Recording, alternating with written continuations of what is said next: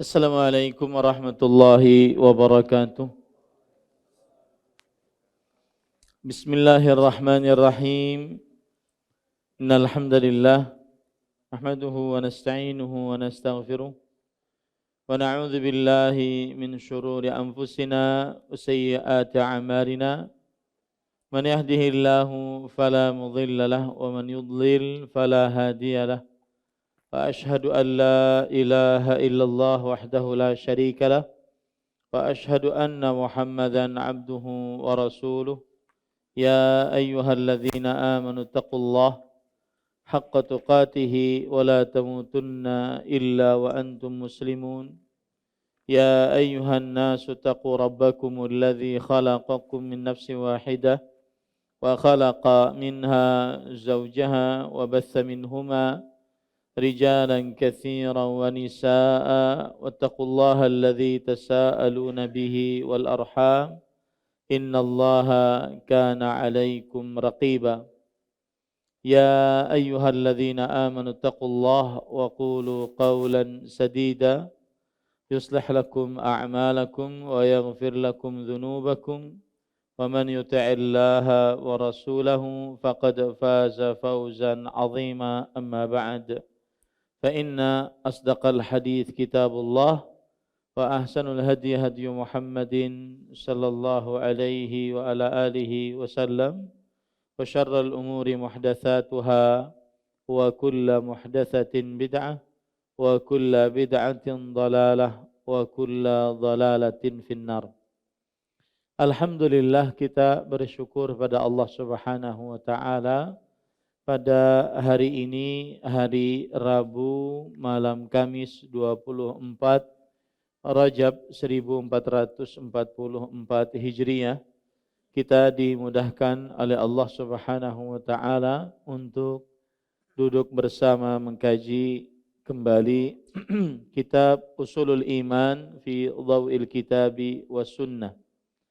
Kitab landasan keimanan berdasarkan cahaya Al-Qur'an dan Sunnah, yang ditulis oleh Fadilatul Syekh Saleh As-Suhaimi dan juga Fadilatul Syekh Ibrahim bin Amir Ar-Ruhaili dan Fadilatul Syekh Abdul Razak bin Abdul Muhsin Al-Badr hafizahumallahu ta'ala. Salawat dan salam semoga selalu Allah berikan kepada Nabi kita Muhammad sallallahu alaihi wa ala alihi wasallam, pada keluarga beliau, para sahabat serta orang-orang yang mengikuti beliau sampai hari kiamat kelak. Dengan nama-nama Allah yang husna dan sifat-sifatnya yang ulia, kita berdoa, Allahumma inna nas'aluka ilman nafi'an wa rizqan tayyiban wa amalan mutaqabbala. Allahumma amin. Ahibati fillah, afanillahu iyyakum, kaum muslimin, jamaah masjid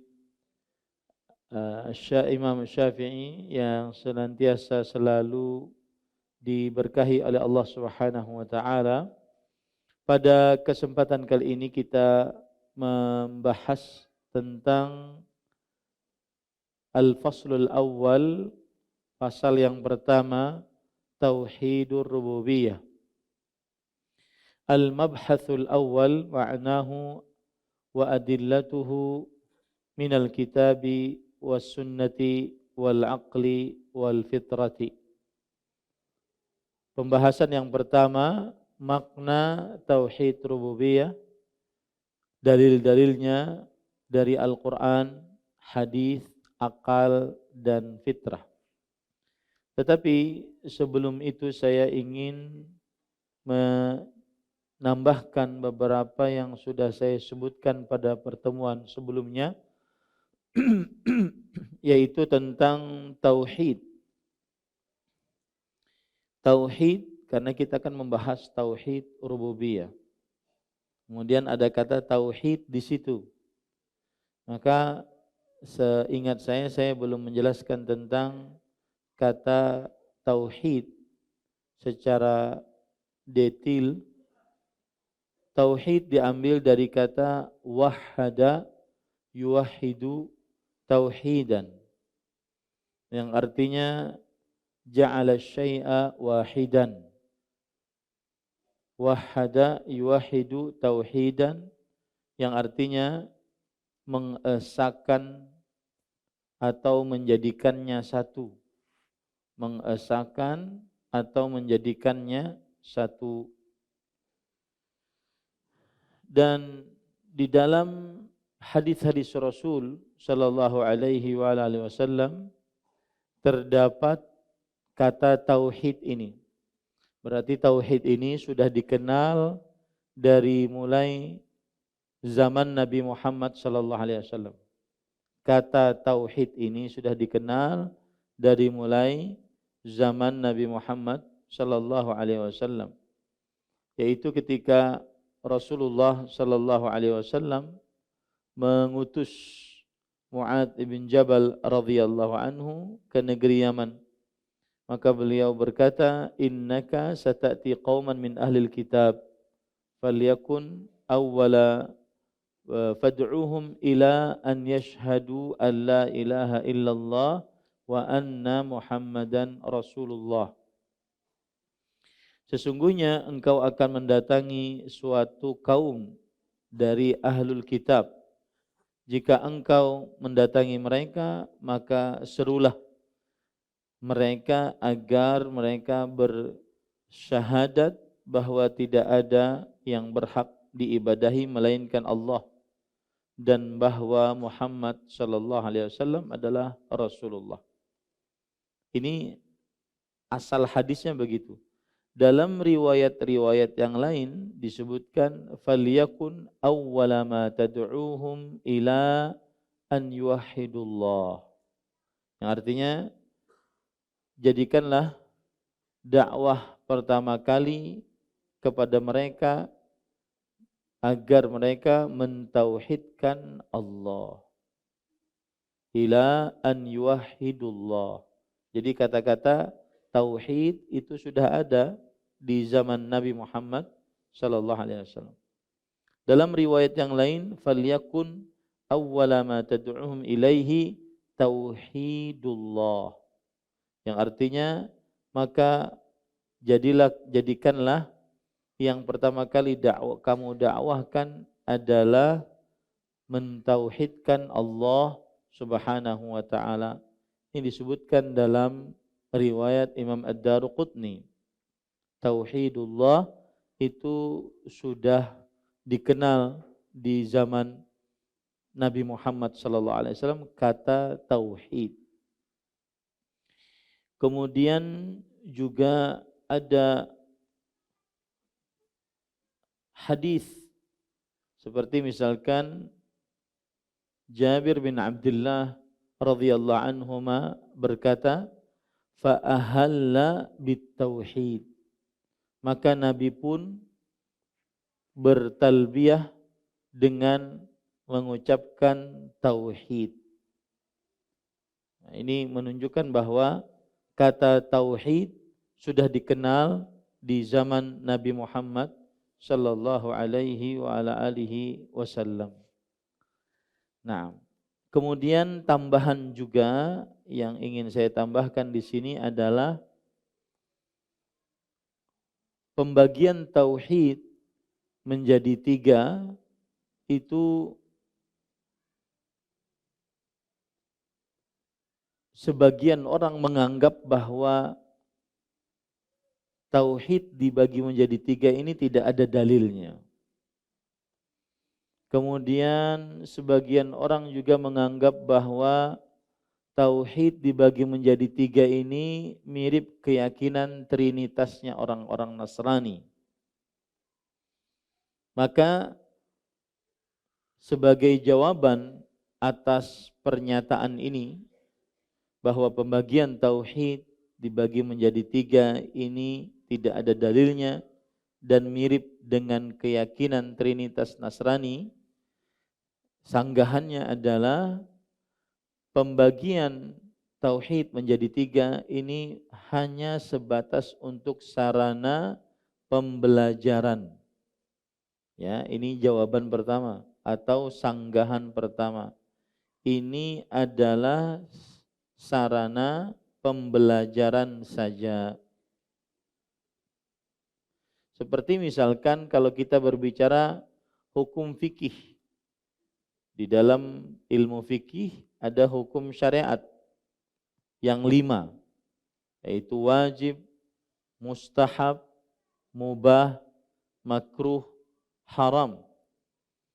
Kemudian juga, dan ini tidak ada dalilnya. Pembagian ini tidak ada dalilnya, tetapi dia sebagai sarana pembelajaran. Kemudian juga di dalam pembagian kata dalam bahasa Arab, ada isim, ada fi'il, ada harf, ada nama, ada kata kerja, ada huruf. Pembagian-pembagian ini juga tidak secara eksplisit disebutkan oleh Nabi Muhammad sallallahu alaihi wasallam, artinya tidak ada dalil yang khusus akan hal ini. Namun pembagian ini adanya di tengah para ulama setelah wafatnya Rasulullah sallallahu alaihi wasallam. Dan ini dilakukan untuk sebagai sarana pembelajaran. Maka orang bisa belajar tentang Allah Subhanahu wa taala melalui 3 pembagian ini atau 2 pembagian yang sudah pernah saya sebutkan.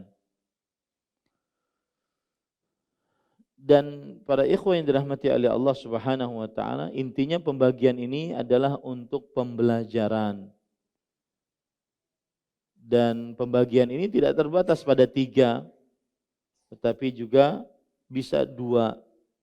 Kalau seandainya tidak ingin dibagi, asalkan dia benar memahami Allah Subhanahu wa taala, maka tidak mengapa.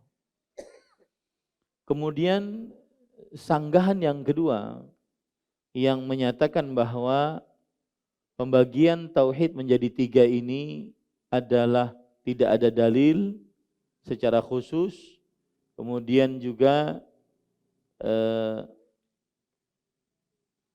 mirip keyakinan Trinitas kaum Nasrani, maka pembagian 3 tauhid ini tujuannya adalah untuk memperlihatkan penyimpangan yang terjadi di tengah kaum muslimin terhadap tauhid. Memperlihatkan penyimpangan yang terjadi di tengah kaum muslimin terhadap tauhid. Mungkin ada orang benar di dalam tauhid rububiyah. Ternyata dia salah di dalam tauhid uluhiyah. Atau mungkin orang benar di dalam tauhid rububiyah dan tauhid uluhiyah. Ternyata dia salah di dalam tauhid asma was sifat. Dan alangkah banyaknya orang-orang yang seperti ini. Ya. Saya beri contoh misalkan. Ada orang mengatakan, wahai wali fulan yang sudah meninggal, berikanlah saya kesehatan, berikanlah saya keselamatan, berikanlah saya surga. Maka menurut orang yang berdoa ini, saya tidak salah berdoanya. Kenapa? Karena saya masih mengakui Allah Subhanahu wa taala yang Maha Pencipta, Maha Pengatur, Maha Kuasa, Maha Pengabul doa. Ya. Saya tidak salah di dalam doa saya ini. Nah, ini berarti dia benar di dalam tauhid rububiyah. Tetapi dia menyimpang di dalam tauhid uluhiyah karena berdoa kepada selain Allah Subhanahu wa taala.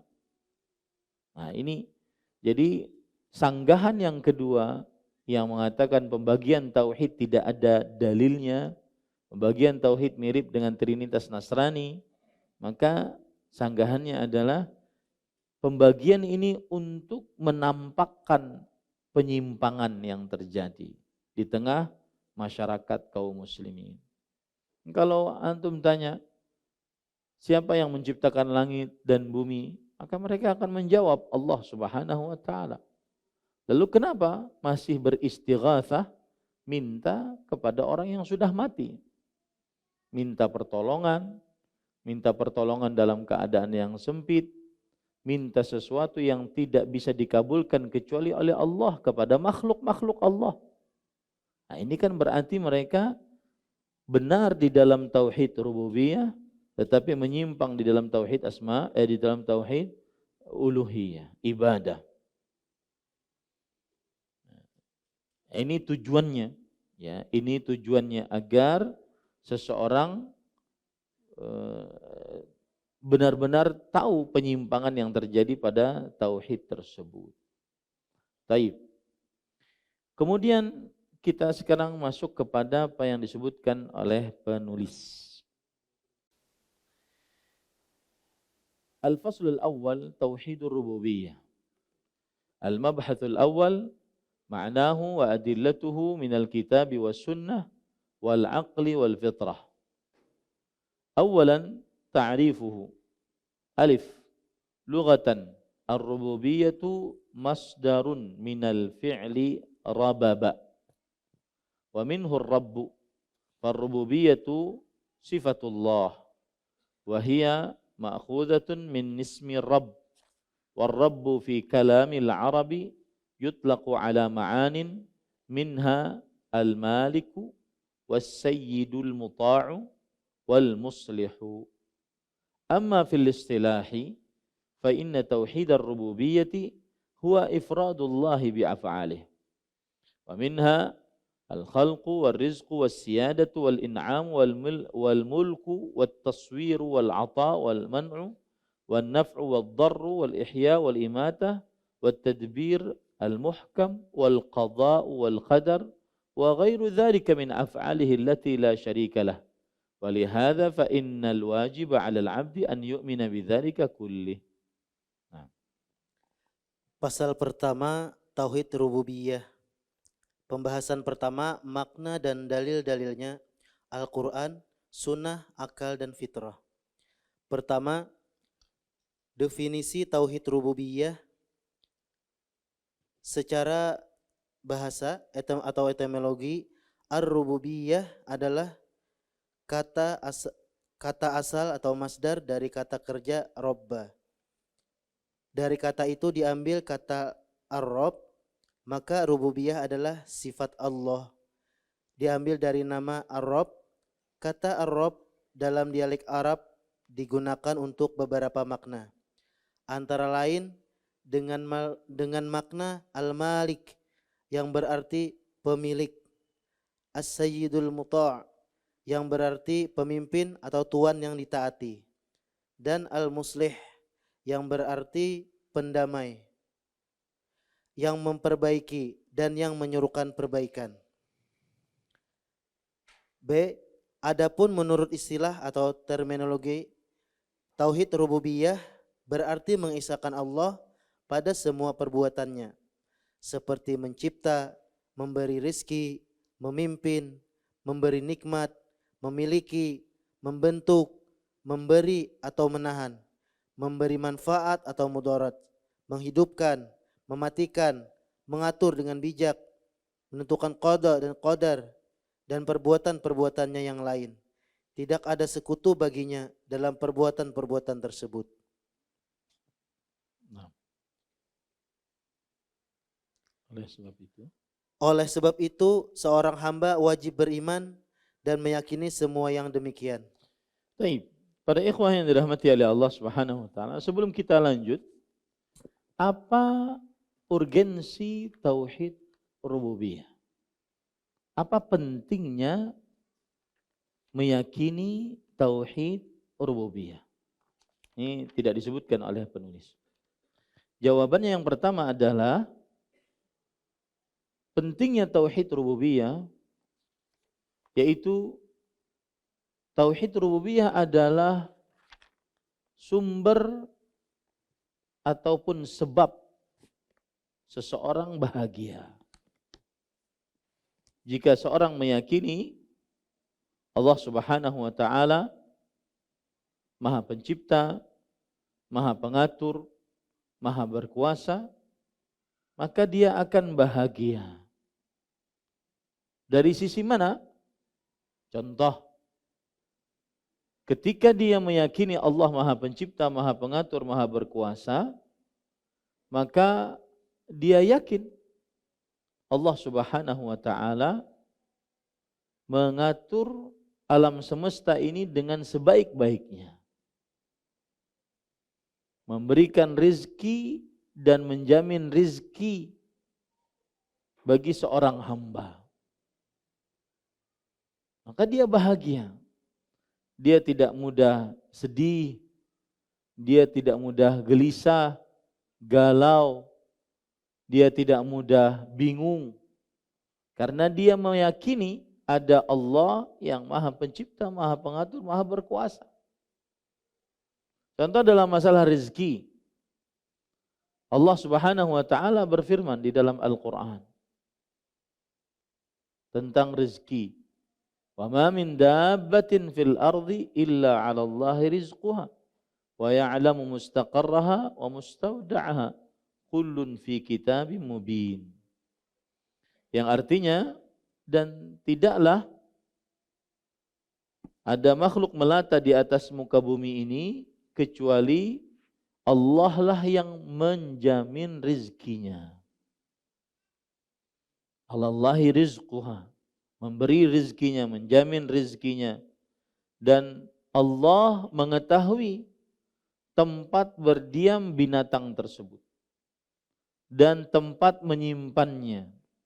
Semuanya tertulis di dalam kitab yang nyata, yaitu Al-Lauh Al-Mahfuz. Maka seseorang ketika meyakini Allah Maha Kuasa, Maha Pencipta, Maha Pengatur satu-satunya, maka dia sangat yakin bahwa Allah telah menjamin rizkinya. Dia tidak bimbang.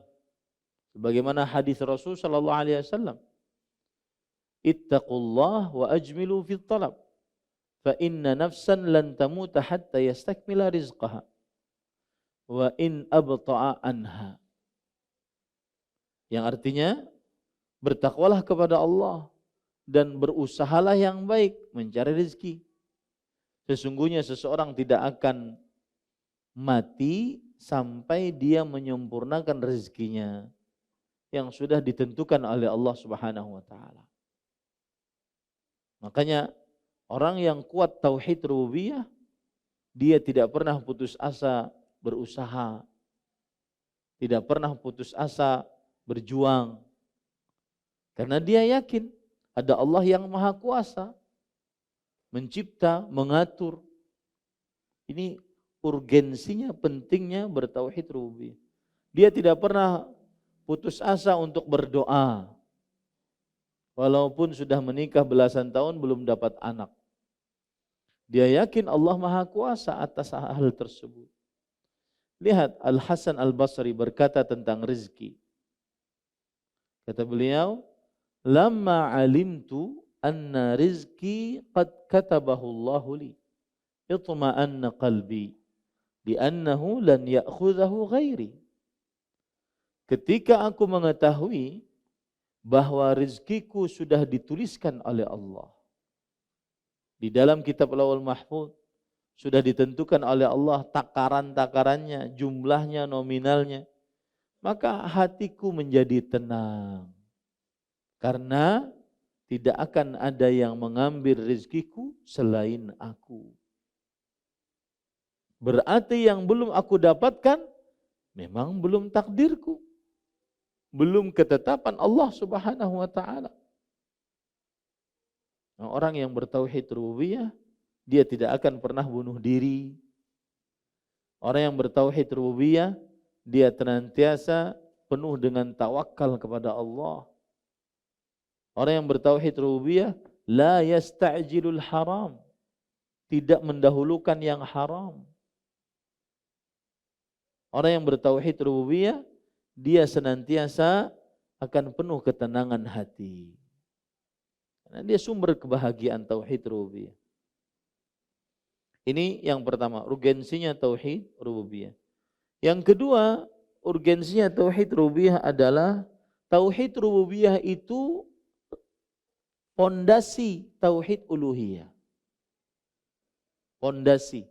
Seorang bisa berdoa kepada Allah ketika dia meyakini Allah Maha satu-satunya yang mengabulkan doa. Allah Maha satu-satunya yang kuasa mengabulkan doa. Maka dia berdoa kepada Allah. Jadi dia pondasi tauhid ibadah, tauhid uluhiyah.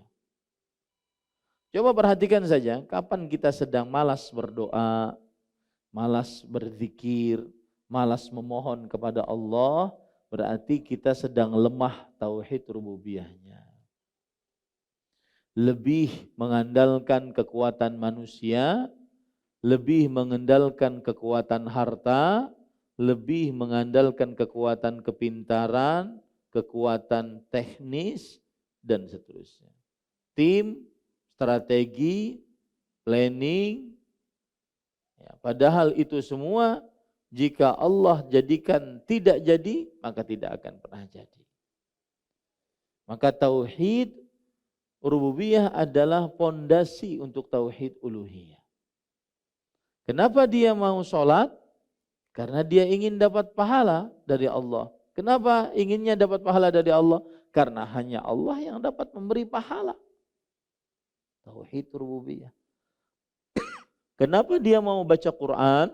Menghafal Quran capek. Orang hafal Quran itu capek.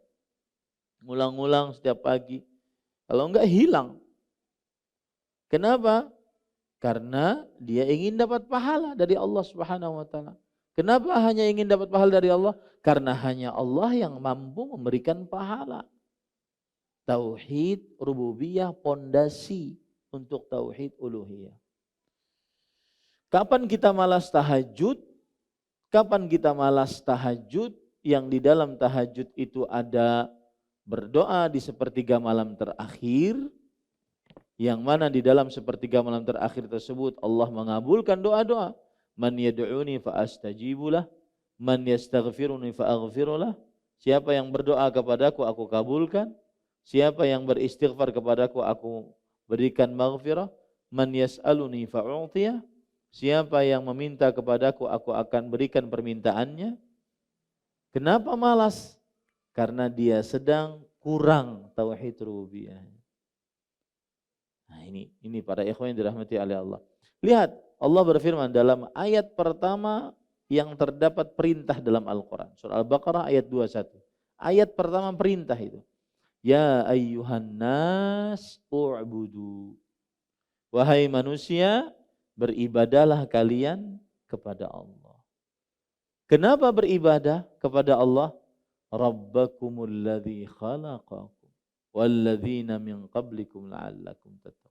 Karena Allah adalah Rabb kalian, rububiyah, yang telah menciptakan kalian dan orang-orang sebelum kalian agar kalian bertakwa. Jadi penyemangat ibadah tauhid rububiyah. Penyemangat hidup tauhid rububiyah. Tidak mudah galau gelisah atas apa yang hilang dari dirinya, tauhid rububiyah. Ya. Lihat Nabi Musa alaihissalam. Di belakang 1 juta bala tentara Fir'aun. Di depan laut. Kemudian beliau mengatakan, kalla. Kemudian jamaahnya ribut lagi. Mengatakan, inna lamudrakun. Ya Musa, kita akan dikejar. Didapati oleh Fir'aun. Mati kita. Maka Nabi Musa mengatakan, kalla. Inna ma'ya rabbi sayahdin. Tidak. Bersamaku ada Rabb, lihat tauhid rububiyah, yang akan memberikan petunjuk kepadaku. Nah, ini para ikhwan yang dirahmati Allah, ini indah sekali.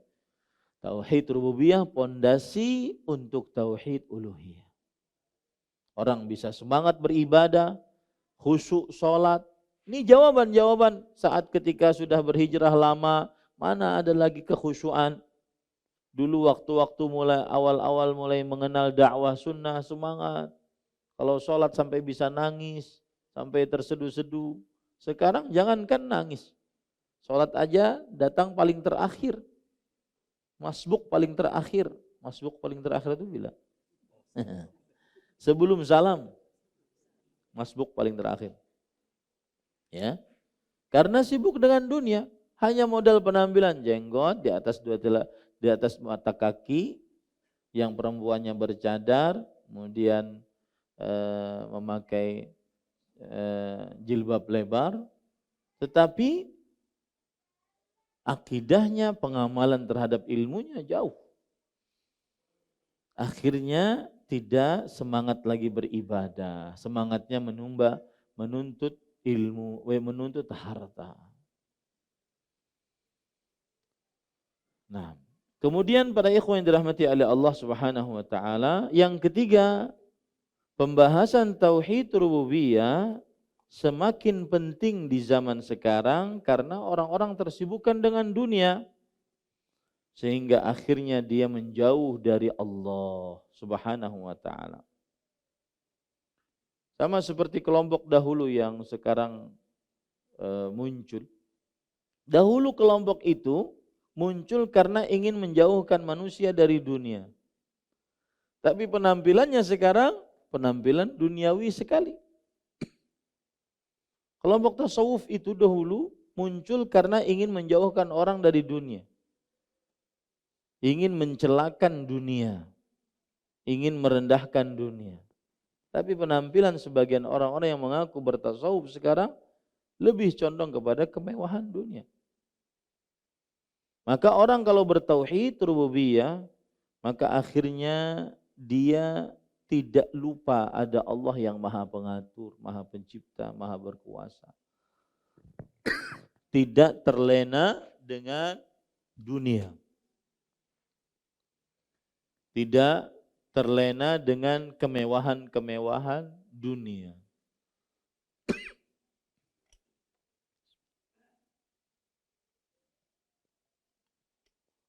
Yang keempat,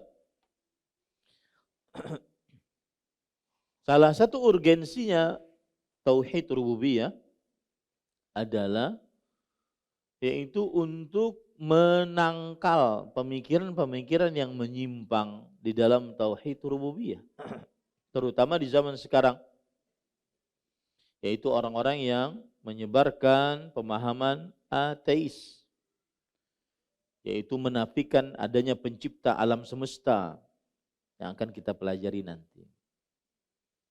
Sampai-sampai salah satu syubhat terbesar mereka, kalau Tuhan itu ada, kenapa ada keburukan? Kenapa ada gempa? Kenapa ada gempa? Kalau Tuhan itu ada, kenapa enggak dibuat baik aja seluruhnya? Jawabannya sangat mudah, jawabannya ditarik dari tauhid rububiyah. Ya. Bahwa perbuatan Allah Subhanahu wa taala tidak ada 100% buruk. Pasti ada baiknya. Bahkan subhanallah, ada manusia nih di hadapan saya, mungkin ada penyakit. Tetapi dari seluruh tubuhnya yang sehat lebih banyak dari yang sakit. Kenapa kemudian yang dilihat cuma yang sakit saja? Dari seluruh dunia ini yang gempa cuma di sini dan di sini. Kenapa yang diperhitungkan cuma ini saja? Sedangkan yang baik-baik tidak diperhitungkan. Nah, itu jawabannya dari tauhid apa? Rububiyah. Kalau seandainya Allah itu ada, mengapa keburukan tercipta di atas muka bumi ini? Maka jawabannya dengan tauhid rububiyah. Nah, ini para ikhwan yang dirahmati oleh Allah Subhanahu wa taala. Lalu itulah dari urgensinya tauhid rububiyah. Yang pertama yaitu tauhid rububiyah adalah sumber kebahagiaan.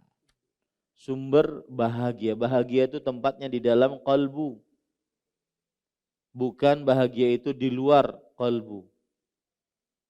Makanya saya sering mengatakan merasa senang bukan berarti menjadi bahagia. Senang dengan rumah megah, mobil mewah, harta bertumpuk ruah, emas, perak, akan tetapi bunuh diri. Berarti enggak bahagia dia. Ya, merasa tertekan. Tanya saja publik figur. Saya ingin seperti orang biasa, kemana-mana tanpa foto dan video.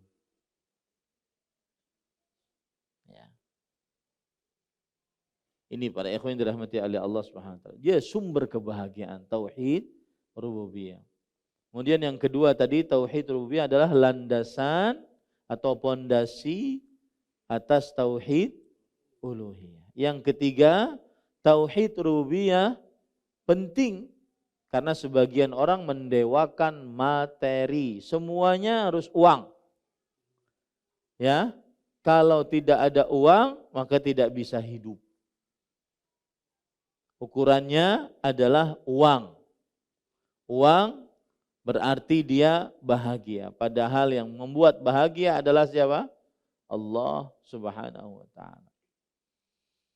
Yang keempat, yang terakhir urgensi tauhid rububiyah adalah karena banyak penyimpangan pada tauhid rububiyah, terutama kaum ateis yang menafikan adanya pencipta alam semesta Allah Subhanahu wa taala. Dan syubhat yang paling dahsyat dari orang-orang ateis yang saya sebutkan tadi, yaitu mengapa ada keburukan. Kalau seandainya ada Tuhan, niscaya tidak ada keburukan di atas muka bumi ini. Jawabannya sangat mudah, dengan tauhid rububiyah. Nah, kemudian setelah itu penulis menyebutkan definisi tauhid rububiyah secara etimologi, yaitu bahasa. Diambil dari kata rababa, maka artinya Rabb, pakai tasdid, pakai sabdu kalau kata orang Banjar. Setiap yang sabdu itu sebenarnya dia ada dua hurufnya. Rabba, robaba. Rabba asalnya adalah robaba. Orang Arab tidak mau sulit, maka akhirnya digabung jadi Rabba. Dan dari situlah diambil nama Allah Ar-Rabb. Nama Allah Ar-Rabb. Dan rububiyah adalah sifat Allah Subhanahu wa taala. Kemudian di dalam dialek Arab, Rabb berarti al-Malik, yaitu pemilik atau pemimpin yang ditaati atau pendamai. Ini secara bahasa. Baik. Pada ikhwan yang dirahmati oleh Allah Subhanahu wa taala, kemudian adapun menurut istilah, yaitu secara terminologi syariat, tauhid rububiyah berarti mengesahkan Allah pada perbuatannya, yaitu pada perbuatan Allah. Ingat, mengesahkan maksudnya menjadikan satu. Pada perbuatan Allah maksudnya adalah pada perbuatan Allah Subhanahu wa taala. Seperti mencipta, memberi rezeki, memimpin, memberi nikmat, memiliki, membentuk, memberi dan menahan, memberi manfaat, mudarat, menghidupkan, mematikan, mengatur dengan bijak, menentukan qada dan qadar, dan perbuatannya yang lain-lain. Tidak ada sekutu bagi Allah Subhanahu wa taala. Inilah yang disebut dengan pengertian dari tauhid rububiyah secara istilah syariat. Dan itu dikatakan oleh para ulama dari mulai semenjak dahulu. Ya, dari mulai semenjak dahulu, seperti Imam Ibnu Qayyim, Imam Ibnu Abil Izz, beliau mengatakan tauhidur rububiyah kal iqrar bi annahu khaliqu kulli syai'. Tauhid rububiyah seperti menetapkan bahwa Allah Maha Pencipta segala sesuatu. Wa annahu laisa lil alami sani'an mutakafi'an fis sifati wal af'al. Bahwa tidak ada di alam semesta ini ada dua pembuat yang sama di dalam sifat dan perbuatannya. Wa hadza tauhid haqqun la raiba fih. Tauhid ini adalah benar adanya, tidak ada keraguan di dalamnya. Ini dikatakan oleh Imam Ibnu Abil Izz dalam kitab beliau Syarhut Tahawiyah. Jadi sekali lagi tauhid rububiyah adalah menetapkan di dalam kalbu bahwa Allah adalah Rabb segala sesuatu. Allah adalah Rabb segala sesuatu. Nah, para ikhwan yang dirahmati oleh Allah Subhanahu wa taala, di sini ada penjelasan kalau seandainya kata Ar-Rabb hanya satu saja, Ar-Rabb, ya, maka ini berarti hanya nama Allah. Tidak ada nama selain Allah untuk dipakai kalau cuma ada Ar-Rabb. Kecuali kalau digabung dengan kata lain. Contoh, Rabbu al-Ibil.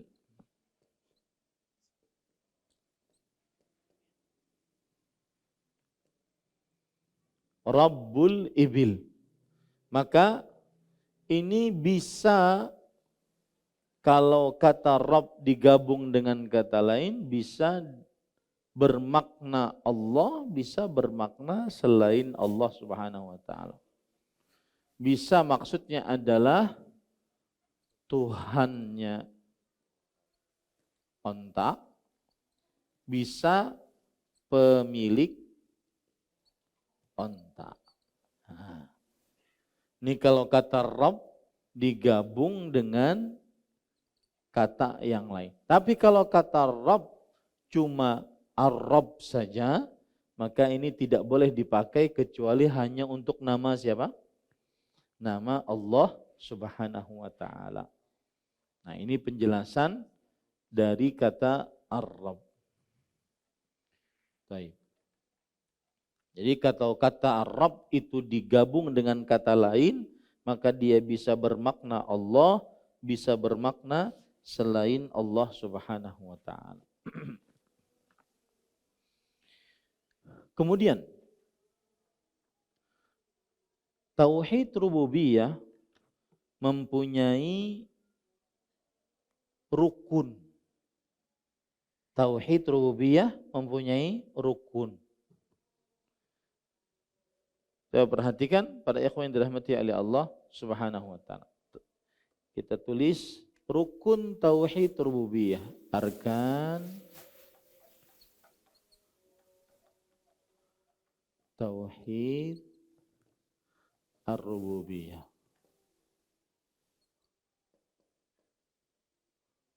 Rukun tauhid rububiyah.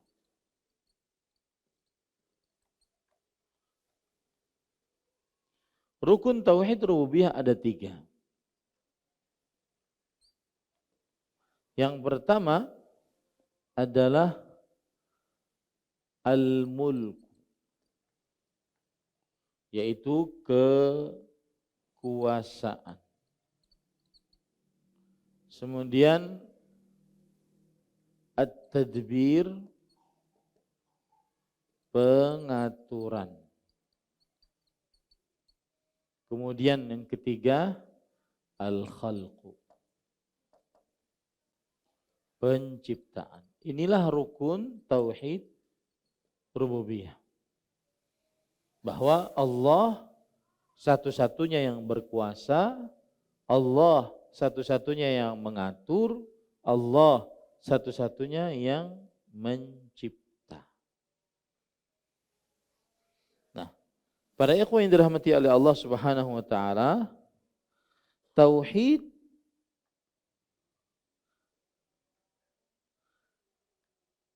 tiga tauhid ini nanti lari kepada 3 poin. Yang pertama Ini adalah pengaturan hari kiamat. Ini tersendiri.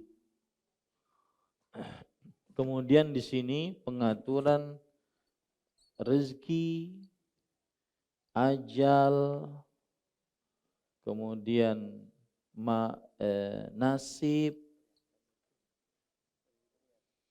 Kalau di sini pengaturan alam semesta. Ini semua yang mengerjakan adalah siapa? Allah Subhanahu wa taala. Nah, inilah rukun tauhid rububiyah. Al-mulku, at-tadbir, al-khalq. Kekuasaan, pengaturan, penciptaan. Pengaturan tentang hari kiamat nanti bagaimana, pengaturan alam semesta, ya, peraturan-peraturan yang ada siang, ada malam, ada hujan, ada kering, ada setengah hujan, setengah kering, rezeki, ajal, maut, nasib, dan seterusnya. Ini semua yang mengatur adalah siapa? Allah Subhanahu wa taala. Nah, itu adalah rukun dari tauhid rububiyah. Baik. Sekarang para ikhwan yang dirahmati oleh Allah Subhanahu wa taala. Kita ambil dalil-dalil dari rukun itu satu-satu ya. Yang pertama yaitu penciptaan. Penciptaan. Bahwa hanya Allah satu-satunya yang mencipta. Tiada sekutu bagi Allah Subhanahu wa taala. Allah berfirman dalam surah Az-Zumar ayat 62. Ini penciptaan secara umum. Dalil secara umum. Allahu khaliqu kulli syai. Allah Maha Pencipta segala sesuatu. Surat Az-Zumar ayat 62. Ini dalil penciptaan secara umum. Begitu juga dalam surat Fatir ayat 3. Hal min khaliqin ghairullah. Apakah ada pencipta selain Allah? Maka jawabannya apa? Tidak ada. Apakah ada itu diganti dengan kata tidak ada? Tidak ada pencipta selain Allah. Ini dalil secara umum bahwa Allah Maha Pencipta. Di sana ada dalil secara spesifik, secara rinci bahwa Allah itu Maha Pencipta. Contoh misalkan, ini contoh saja. Dalam surat Yasin ayat 36. Subhanalladzi khalaqal azwaja kullaha mimma tumbitul ardu wa min anfusihim wa mimma la ya'lamun. Maha suci Allah yang telah menciptakan khalaqal azwaj, pasangan-pasangan semuanya. Maka semuanya ada pasangan-pasangan. Laki-laki pasangannya perempuan, siang, malam, kaya, miskin, kemudian orang bodoh, orang alim. Ada pasangan-pasangannya semuanya. Baik yang ditumbuhkan di bumi atau dari diri mereka atau dari apa yang tidak mereka ketahui. Semuanya ada pasangan-pasangan. Makanya keliru kalau seandainya ada orang di zaman sekarang tidak mau berpasangan. Itu adalah menyalahi takdir manusia. Ya. Contoh yang lain lagi secara spesifik bahwa Allah Maha Pencipta. Khalaqal insana min salsalin kal fakhar. Allah menciptakan manusia dari tanah kering seperti tembakar. Ini spesifik Allah mencipta manusia. Kalau tadi kan segala sesuatu. Nah, itu dalil surat Ar-Rahman ayat 14. Penciptaan jin. Wa khalaqal janna min marijim min nar. Allah menciptakan jin dari nyala api. Surat Ar-Rahman ayat 15 dan masih banyak yang lain. Baik. Dalil secara umum tentang al-mulk yaitu kekuasaan, kepemilikan. Ya, kekuasaan, kepemilikan. Contoh surat Al-Mulk yang kita hafal. Tabarakalladzi biyadihil mulku. Maha suci Allah yang di tangannya segala kekuasaan, segala kepemilikan. Ini dalil al-mulku secara umum. Ya. Contoh yang lain juga dalam surat dalam surat Ali Imran, walillahi mulkus samawati wal ardh. Dan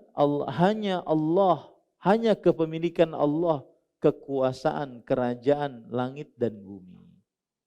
Ini dalil menunjukkan bahwa Allah berkuasa satu-satunya atas langit dan bumi.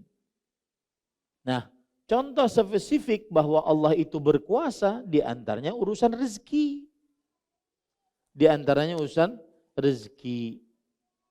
Qul man yarzuqukum minas sama'i wal ard.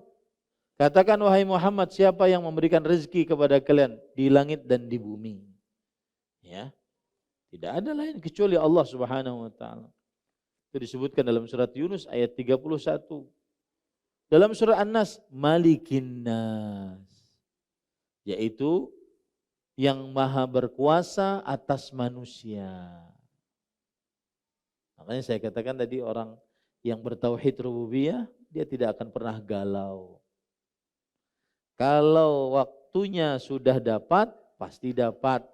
Kalau waktunya memang belum dapat, usaha bagaimanapun tidak akan dapat. Saya beri contoh ya.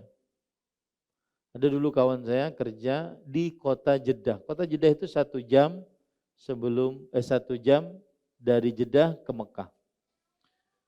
Sudah berniat untuk berhaji. Dan duit ada karena dia jabatan tinggi di sebuah perusahaan. Tapi ketika Allah belum bertakdir, maka tidak bisa. Nah, sekuat apapun usahanya, tidak bisa. Ada saja urusan kantor yang membuat dia tertahan. Ada audit lah, karena dia bendahara. Ada kunjungan owner lah. Ya. Nah ini para ikhwan yang dirahmati oleh Allah. Maka orang yang bertauhid rububiyah itu tenang, tidak mudah gelisah, tidak mudah galau, tidak mudah kesal, tidak mudah merasa rugi, karena semuanya Allah Subhanahu wa taala telah bagikan dengan baik.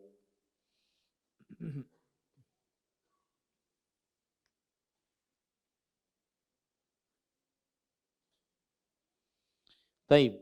Kemudian pada ikhwah yang ketiga, at-tadbir, yaitu pengaturan.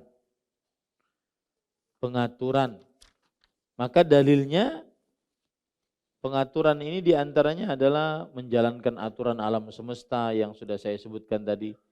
Mengatur umur, rezeki, kondisi, rupa manusia. Ya. Kemudian tentang hari kiamat. Itu semuanya ada pada pengaturan. Dalil-dalilnya banyak di dalam Al-Quran. Allah Subhanahu wa taala berfirman, "Khalaqas samawati wal arda bil haqq yukawwirul laila 'alan nahar wa yukawwirun nahara 'alal lail wa sakhkhara asy-syamsa wal qamar kullun yajri li ajalin musamma ala wa huwal azizul ghaffar." Surah Az-Zumar ayat 5. Allah menciptakan langit dan bumi dengan tujuan yang benar. Dia menutup malam atas siang, menutupkan siang atas malam, menundukkan matahari dan bulan, masing-masing berjalan menurut waktu yang telah ditentukan. Subhanallah. Ini pengaturan namanya. Ini adalah pengaturan.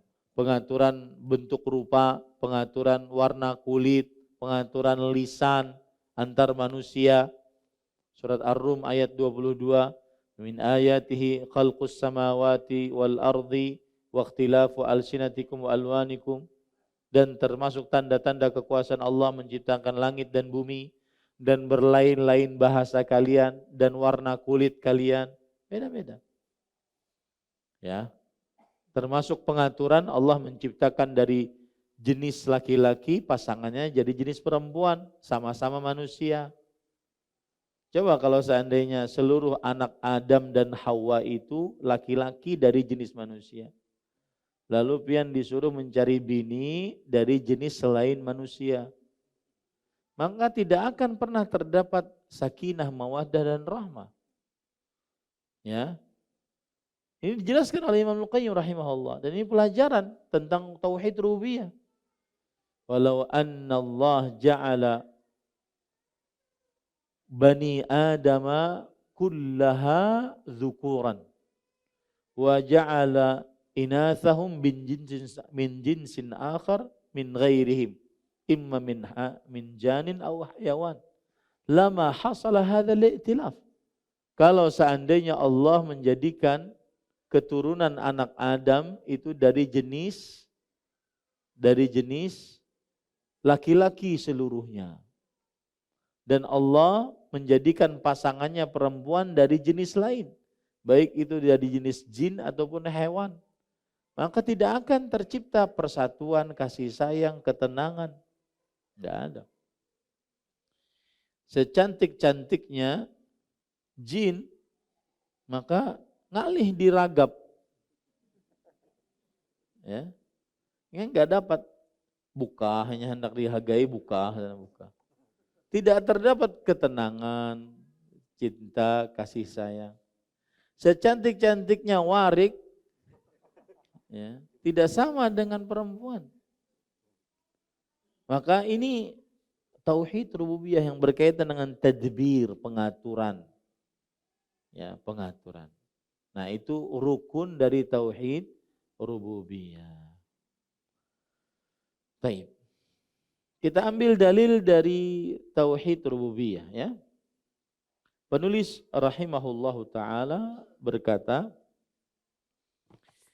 ثانيا أدلته من الكتاب قوله تعالى خلق السماوات بغير عمد ترونها وألقى في الأرض رواسي أن تميد بكم وبث فيها من كل دابة وأنزلنا من السماء ماء فأنبتنا فيها من كل زوج كريم هذا خلق الله فأروني ماذا خلق الذين من دونه بل الظالمون في ضلال مبين. Kedua, dalil-dalil tauhid rububiyah.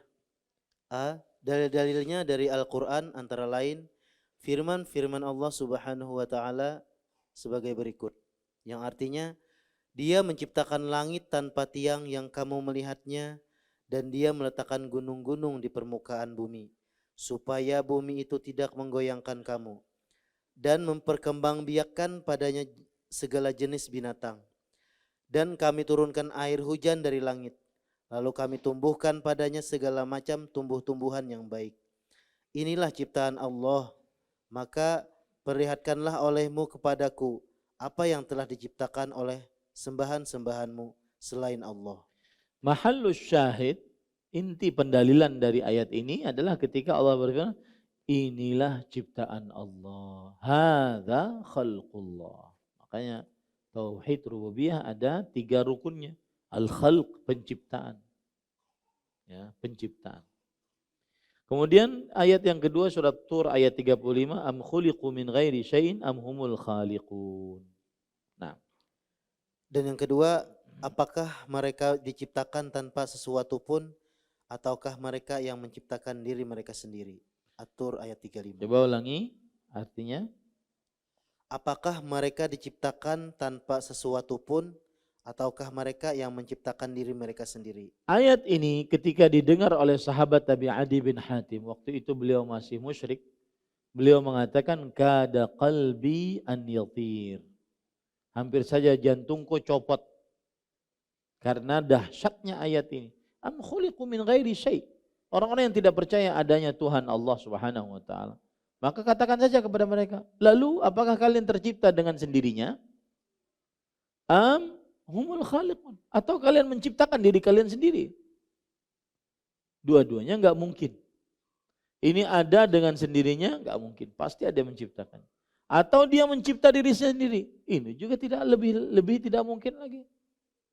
Nah, ini namanya tauhid rububiyah, dalil tentang al-khalq. Makanya saya katakan rukun tauhid rububiyah ada 3, al-khalq, wal-mulk, wal tadbir, wal khalq.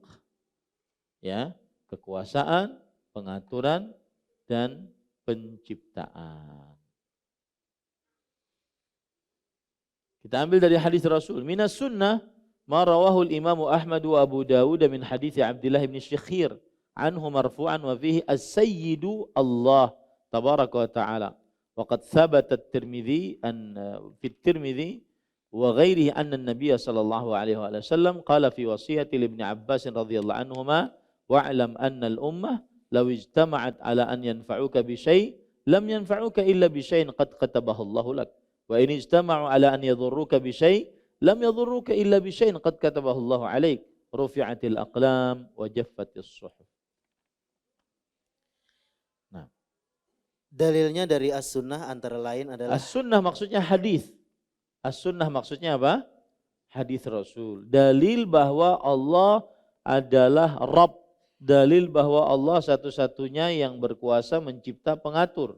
Nah, hadis riwayat Ahmad dan Abu Daud dari Abdullah bin Syikhir radhiyallahu an dari Nabi sallallahu alaihi wasallam yang di dalamnya terdapat kalimat yang artinya as-sayyid atau pemimpin adalah Allah tabaraka wa taala.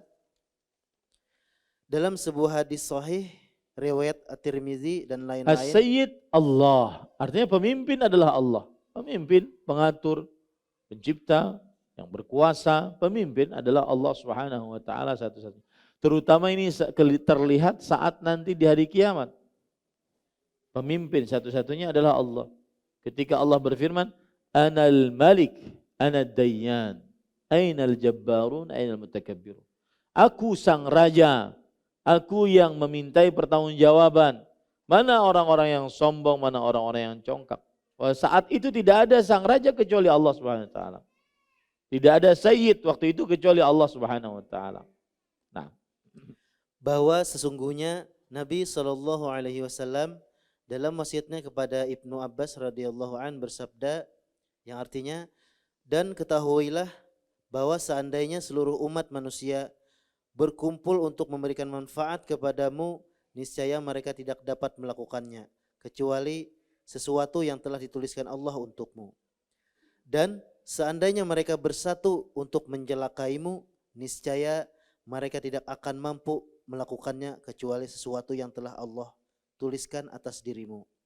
Pena-pena telah diangkat dan suhuf atau lembaran-lembaran catatan sudah kering. Nah, orang yang bertauhid rububiyah akan tenang hatinya. Kalau ada orang berkumpul-kumpul untuk memberikan manfaat, maka dia tidak terlalu berharap kepada manusia. Karena apa saja yang dilakukan oleh manusia tergantung keputusan siapa? Allah Subhanahu wa taala. Kalau ada orang kumpul-kumpul membahayakan manusia, maka dia tidak terlalu takut. Kenapa? Karena Allah Subhanahu wa taala yang bertakdir. 1000 kali dia melakukan makar-makar, maka pada saat itu Allah membalas makarnya. Dan ini sudah terangkat penanya dari buku catatan amal dan juga telah kering dari Lauhul Mahfuz, dan juga lembaran-lembaran Lauhul Mahfuznya sudah kering. Ini dalil dari Al-Qur'an dan hadis Rasul sallallahu alaihi wasallam tentang adanya tauhid rububiyah. Baik. Kira-kira itu yang bisa saya sampaikan pada kesempatan kali ini. Ya, tidak perlu ada pertanyaan karena sudah terlalu malam. Nanti insyaallah kita lanjutkan. Subhanakallah bihamdik asyhadu an la ilaha illa anta astaghfiruka wa atubu ilaik. Wa sallallahu nabiyana Muhammad walhamdulillahi rabbil alamin. Wassalamualaikum warahmatullahi wabarakatuh. Terima kasih. Jazakumullah khairan wa barakallahu fikum. Video ini dibuat atas partisipasi dari donasi Anda. Semoga menjadi amal jariah bagi Anda semuanya.